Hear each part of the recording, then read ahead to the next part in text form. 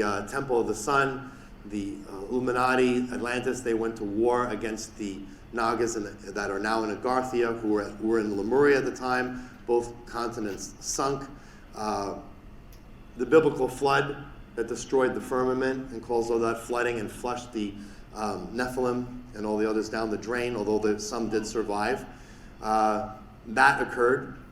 And what happens is interesting is in the Bible when Noah built the ark, that's because Noah was one of Lucifer's children. Lucifer liked having sex with human females. That was his thing. Yeah, I guess we can understand that. But and he had a lot of children.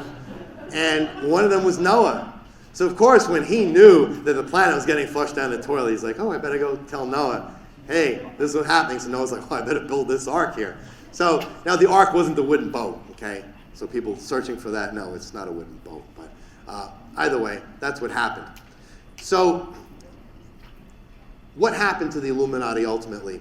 Well, many of them have fled inside the Earth, or they've gone actually to Mars. And there are wars that are going on Mars right now that they're losing because all the extraterrestrial civilizations that are around here watching this unfold, who all want this planet as well for themselves, and humans really are inconsequential to them, they will not let these extraterrestrial groups get off this planet.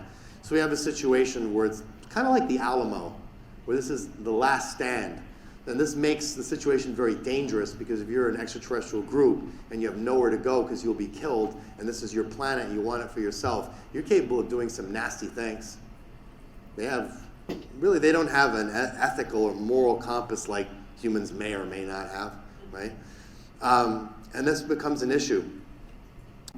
These are the questions humans don't ask because humans get so caught up in religion, whether they're Christians, Jews, or Muslim, they all very fanatical without realizing that, listen, if you're going to be a good person, just be a good person. You really need someone to teach you how to be a good person? Maybe you do, but there are other ways to learn how to be a good person, right? You can take an ethics class at college.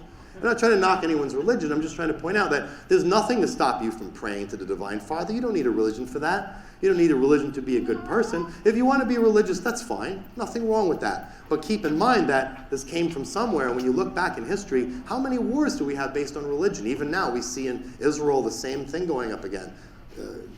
Islam is Judaism versus Islam. You want to call it Hamas versus Israel. It's all the same thing. Before that, you had the Crusades. This is endless religious wars. Now, do you really think that the Divine Father who said, thou shalt not kill, is a fan of killing in his name? No, he's not. He says clearly he isn't. So basic logic, it's a problem. So what happened to the Nazis at the end? A lot of them fled to Antarctica, into the hollow earth, and actually out into space. So if you ever see that show on Netflix, Iron Sky, anybody seen that? No one's seen Iron Sky. It's a comedy, but it's, but it's based on reality. This actually happened.